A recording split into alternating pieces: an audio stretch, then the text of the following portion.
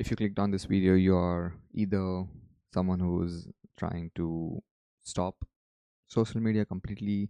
It might be Instagram, TikTok, uh, LinkedIn for some people, or whatever you use. So that's the first case. You're either trying to stop it, or either you're trying to reduce the amount of time you spend on these apps. So in this particular video, I'm going to show you what happens behind the scenes, and there is one simple reason for me to make this video, that I work on the back end of some of this stuff. I have an engineering degree in computer science. I work a lot in algorithms. I work a lot in statistics. I have a master's in analytics, and currently I'm working as a consultant in a consultancy firm as an analyst. So I know what goes into the background and what how these apps and platforms keeps us hooked. So I believe that this particular video will open your eyes and make sure that you are aware of what's happening behind the scenes, and hopefully it'll help you. So this is the whiteboard we are gonna reference today. This is something I drew today once I got back from work. The entire motivation behind this video came from, I see a lot of people just glued to their phone, and I hear this stuff a lot, that I made my algorithm in such a way. I trained my algorithm, like my Instagram algorithm, it might be TikTok, that I get videos that I really like, and it just keeps you hooked. So that's one thing, that people saying, "Oh, I trained your algorithm." Well, you literally did train your algorithm. So that's first thing. Second thing is, when you're on these platforms and apps, and when you scroll constantly, you're like, "Oh, I don't know where the time went. Time just flew by." But there's a reason. You're using these apps. The one thing that these apps, all the apps and the algorithm trying to target is your emotions. So let's just discuss this part here first. Your emotions. Human being have five top emotions, or six. We have anger, we have happiness, we have sadness, we have fear, we have disgust, and we have surprise. So you're looking at certain reel and you're like, "Oh, this reel makes me feel happy. I see a cat video, I see a dog video, and it really makes me feel happy. So why just not consume that particular reel?" Yes, you are. So you liked it. In the back end, I'm like, okay, good. This user likes something. So maybe I can throw him more cats video, more dogs video. So you see those videos a lot in your feed.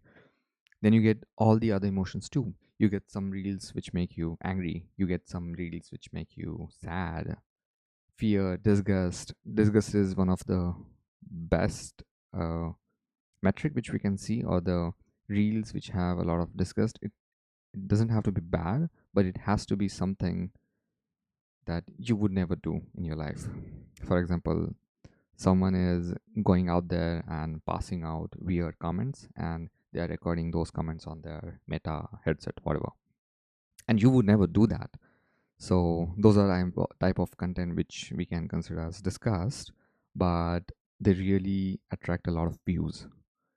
One thing that is true with TikTok, the reels, like on Instagram or any other platform which you use, is that you are only going to see the reels which have gone viral. So only reels which have gained a lot of eyeballs, the only reels which have a lot of reshares, a lot of comments, and a lot of likes. Those are the reels 90% in your feed. So a lot of them. And most of the reels are very important in targeting all these emotions. So anger, happiness, sadness, all of the reels are targeting these basic emotions of humans. Now remember one thing, humans were never programmed to feel ups and downs of emotions within 10 minutes or 5 minutes. You see a reel, you see a cat, and you're like, "Ah, cute cat." So you scroll more. After like 3 4 reels, you get like some war news, something in the world, or you get some bad news. Then you feel anger, you feel disgust. Then again, you get something that is new. It might surprise you, a new content creator, a new hobby, videos that you might like, and you're like, oh, this is again good. So you keep on going through this uh, up and down of like emotions where you're like surprised, where you are angry, and when you're happy. And that's the time when your circuit is hit. It's like a it's like a coin slot. If you've ever been to Las Vegas, people are just sitting there playing the coin slot machine, hoping that the next thing will be good, and the next thing does give you dopamine hit. So that's what's happening behind the scene. How can we make sure that this person or this particular guy or girl sticks to his phone 24 by 7? How can we do that? So that's the main goal behind the applications. So that's the first point. Keep that thing in mind. We are going to talk a lot about emotions, and that's the main point of this video. Anything else is fine. You're like, oh, I'm addicted to phone. I cannot do anything with my phone and I'm addicted to reels. Yes, we know that. But do you understand why are you addicted? You are being played. How are you being played? Through your emotions. So that's the first thing. Second thing is talking about algorithm. Algorithm is two-way. When you say that I have built my Instagram algorithm from ground up, and if my friend starts to share me some of the reels which I don't really like, I'm like, okay, you're messing up with my algorithm. So we know that algorithm is a two-way streets. Whatever you feed in goes into the system, and that in terms lead the reels development. So basically, yes, you are building your own algorithm. That is true. And that takes me to the next part, which are like the bank companies. I don't want to name any particular companies, but we all know them. These companies are using top researchers and scientists in the field. So all the big companies, the data scientists and data analytics and the consultants, they are getting paid in like Bay Area. The starting salary is 200K, the base pay, and at that goes up to 1 million plus. All these engineers and data scientists are collecting data points on every single person. And why are they getting paid so much? Because they try to find an algorithm which fits their preference, which fits how can I keep this particular person online as long as I can. So that's why these companies pay so well. And I've seen many of my friends are working at these big organizations, and all of them are like well off because hey, that's the business they are in. But it's better for them. It's worse for the other people. So we get the shorter end of the stick, which leads us to two categories. So we have L1 and L2 algorithms. What are the L1 algorithms? Level 1 algorithms are the algorithms which were used in the past. No one really uses this algorithm. For example, base machine learning algorithms or naive algorithms. Let me give you an example. One algorithm which we use is, or we all have like familiarity, is a recommendation system. For example, you're watching a show on Netflix, and Netflix is gonna recommend you some other shows. So that's like base level machine learning. Okay, this guy likes a particular genre, so we're gonna refer him that genre, or we're gonna recommend him that genre. On Instagram, you're liking cats reel, dogs reel. Okay, we are gonna recommend those reels more to you. So that's the L1 level base machine learning. Naive. There is not a lot much of thinking going on behind it. But today, all the major applications are using L2 machine learning. The major part of it is AI. Instead of just randomly selecting which reel to show you, I'm gonna look at every single pinpoint things you do on your phone. For example, some of the apps are doing eye tracking. Most of them are not, but I think that's gonna be prevalent as we move forward. Then second thing is like touch data.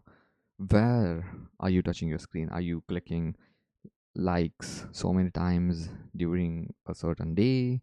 Are you sharing it? So all that's touch data. Are you just scrolling through 10 reels per minute, or are you slow and you're really enjoying what you're seeing? So all that data is consumed in the back end.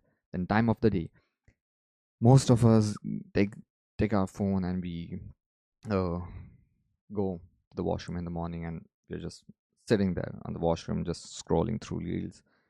I'm guilty as charged. I do that a lot. And the important thing in that case is, how can I keep that person, you, the user in this case, how can I keep that person engaged the longest time as possible? So if morning is the time I see user is using his phone, that's the time I'm gonna show you some truly good reels, and that's the time I'm gonna target this.